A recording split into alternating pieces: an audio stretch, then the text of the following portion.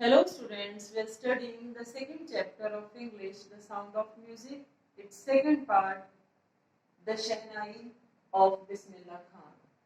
Yesterday we have learned about the first part, Evening, then Glennie, and today we will discuss about the Khan's story. तो student, ये जो story आज हम पढ़ने जा रहे हैं ये बिस्मिल्लाह खान की लाइफ स्टोरी पे डिपेंड है, बेस्ड है, और उनकी स्ट्रगल, उन्होंने क्या क्या इसमें किया पूरे अपनी लाइफ में, ये सब स्टोरी में बताया गया। तो आइए देखते हैं the shehnai of Bismillah Khan. Students, ये उनकी रियल स्टोरी है और ये उस समय की बात है जब इंडिया में मुगल पीरियड था और मुगल पीरियड में औरंगजेब ने पुंगी पे, एक बीन टाइप थी, उस पर बैन लगा दिया था। क्यों? क्योंकि उसको उसकी आवाज अच्छी नहीं लगती थी। तो जब ये बैन लगा दिया गया उसके राज्य में, तो उसी के महल में एक बार्बर था जो कि म्यूजिकल घराने से था। उसने ये बीड़ा उठाया, उसने जिम्मा लिया कि इस पुंगी को मैं रीडिफाइन करूंगा और इसकी आवाज को मधुर बनाऊंगा। उसके बाद उस बार्बर ने, जो कि नाई था, उस नाई ने उसी पुंगी के साइज से थोड़ा बड़ा एक होलो पाइप लिया, यानी खोखला पाइप लिया और उसमें 7 छेद किए। 7 छेद करने के बाद उसने उन 7 छेद को पे कुछ पे फिंगर रखी और कुछ पे हटा के उसको बजाना शुरू किया। तो जब उसने वो बजाया तो उसमें से बहुत ही मेलोडियस साउंड निकली। अब उस नाई ने, यानी बार्बर ने, उस पुंगी को शाही दरबार में बजाया। अब जब लोगों ने सुना तो उनको बहुत अच्छी धुन लगी और उसकी सराहना की गई। अब क्योंकि ये बहुत अच्छी एक इंस्ट्रूमेंट बना तो इसको नाम भी देना जरूरी था। अब इंस्ट्रूमेंट को नाम दिया गया क्योंकि शाही दरबार में बजाई गई थी और नाई के द्वारा बजाई गई थी, तो इसका नाम रखा गया शहनाई। तो ये यहाँ से इसकी स्टार्टिंग होती है शहनाई की। अब now this instrument plays in शाही दरबार named shehnai. Shehnai played in temples and weddings. अब जो शहनाई थी वो मंदिरों में और शादियों में बजाई जाने लगी। यहाँ तक कि नॉर्थ इंडिया में हम देखते हैं कि शहनाई के बिना कोई भी शुभ कार्य या कोई भी वेडिंग, कोई भी प्रोग्राम या कार्यक्रम नहीं होता, वहां पर ये कंपल्सरी है। शहनाई was played at temples and weddings. This musical instrument was played at pride level. अब इस म्यूजिकल इंस्ट्रूमेंट यानी शहनाई को उसके प्राइड लेवल तक पहुंचाने का काम किया उस्ताद बिस्मिल्लाह खान ने। Bismillah Khan was born on 21st March 1916. 21 मार्च 1916 को उनका जन्म डुमराव में, बिहार में हुआ था और 5 वर्ष की आयु से ही वो शहनाई बजाने लगे थे।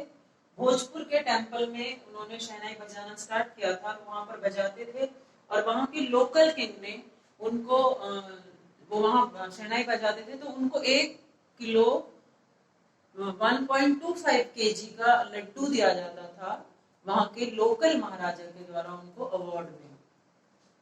उसके बाद उनके जो ग्रैंडफादर थे रसूल बख्श, वो भी शहनाई वादक थे और वो भोजपुर के नवाब के कोर्ट में शहनाई बजाते थे। फादर को भी शहनाई में महारत हासिल थी। 3 साल की एज से ही बिस्मिल्लाह खां शहनाई के प्रति अट्रैक्ट होते थे। जब उनकी माँ एक बार उनको उनके मामा के यहाँ ले जाती थी अक्सर, तो वहां पर भी वो शहनाई बजते देखते थे, वो बहुत ज्यादा इम्प्रेस होते थे और बहुत ज्यादा प्रभावित होते थे। उनके मामा का नाम था अली बख्श खान। वो बनारस के विष्णु टेंपल में शहनाई वादक अपॉइंटेड थे और जो बिस्मिल्लाह खान थे वो अक्सर उनके साथ जाया करते थे, वहां पर शहनाई सुना करते थे और सम्मोहित हुआ करते थे। वहीं पर एक जगह थी बालाजी टेंपल, मंगलमया टेंपल, वहां पर भी वो शहनाई बजाते थे और गंगा घाट पर घंटों शहनाई का रियाज किया करते थे। अब इसके बाद यहाँ तक जब उन्होंने शहनाई का रियाज किया घंटों, तो अब उन्हें नई नई धुन बनानी आने लगी शहनाई पे और शहनाई की बारीकियों को समझने लगे। एक बार एक म्यूजिकल कॉन्फ्रेंस थी, वो अपने मामा के साथ गए थे और उस कॉन्फ्रेंस में उस समय उनकी 14 साल थी, उन्होंने इतना अच्छा शहनाई प्ले किया कि वहां पर एक उस्ताद थे फैयज अली खान, उन्होंने उनको शाबाशी दी और कहा कि एक दिन आप जरूर अपना नाम रोशन करोगे।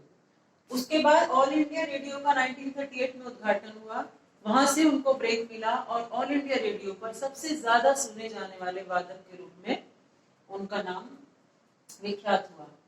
उसके बाद ही was offered to welcome India. अब उसके बाद 1947 में देश आजाद हुआ तो उनको ऑफर किया गया देश का अभिनंदन करने के लिए शहनाई बजाकर। तो वहां पर भी उन्होंने बहुत वाहवाही लूटी। उसके बाद उन्होंने देश में विदेश में बहुत जगहों पर अपनी परफॉर्मेंस दी। सबसे पहली परफॉर्मेंस उनकी अफगानिस्तान में थी, जिसके जो वहां पर राजा था जहीर खान, उसने उनकी परफॉर्मेंस सुनी और वो बहुत ज्यादा इम्प्रेस हुआ और उसने बहुत ढेरों तोहफे उनको दिए। उसके बाद विजय भट्ट एक प्रोड्यूसर डायरेक्टर थे, वो भी बहुत ज्यादा उनसे इम्प्रेस हुए और उन्होंने तो यहाँ तक किया कि उनकी लाइफ पे एक फिल्म ही बना डाली जिसका नाम था गूंज उठी शहनाई। He was awarded in many prizes, बहुत सारे प्राइज उन्होंने जीते। सबसे पहले इंडियन थे वो जिन्हें प्रेस्टिजियस लिंकन हॉल में शहनाई बजाने के लिए आमंत्रित किया गया। तेहरान में एक ऑडिटोरियम था, वहां वो उसका नाम उनके नाम पे रखा गया। पद्मश्री अवार्ड उनको मिला, पद्म विभूषण मिला, भारत रत्न उनको मिला। तो ये सारे इतने अवार्ड उनको मिले। हालांकि ये बहुत लंबी यात्रा थी, बहुत स्ट्रगल उन्होंने किया, लेकिन उसके बाद भी ये सब अवार्ड उन्होंने जीते। वो बनारस और डुमराव से बहुत ज्यादा प्रेम करते थे। जहां कहीं भी होते थे वो बनारस और डुमराव की बात जरूर करते थे। एक बार यूएसए से उनको ऑफर मिला एज अ प्रोफेशनल कि आप यहाँ आकर रहो और हम आपको बनारस और डुमराव जैसे ही लोकेशन देंगे, आपको फील नहीं होगा कि आप डुमराव में नहीं रह रहे या बनारस में नहीं रह रहे। तो उन्होंने हंसी में ये बात बोली थी कि क्या आप वहां पर गंगा ला सकते हैं। उसके बाद वहां पर जब वो कहते थे कि मैं यदि विदेश में होता हूँ तो मुझे भारत की याद आती है, भारत में होता हूँ, मुंबई में होता हूँ तो बनारस याद आता है, बनारस की पवित्र गंगा याद आती है, और यदि बनारस में होता हूँ तो डुमराव याद आता है। तो वो अपने कल्चर से, अपने देश से इतना प्रेम करते थे और बहुत ज्यादा उससे जुड़ाव रखते थे। He is the perfect example of Indian culture. भारतीय संस्कृति का एक परफेक्ट एग्जाम्पल थे कि मुस्लिम होते हुए भी काशी विश्वनाथ में वो शहनाई बजाया करते थे और वो उन्होंने लोगों को यही शिक्षा दी, यही बताया कि अपने बच्चों को संगीत की शिक्षा दें और उन्हें इंडियन कल्चर से जोड़ें। तो ये था हमारा second part, the shehnai of Bismillah Khan. Thank you.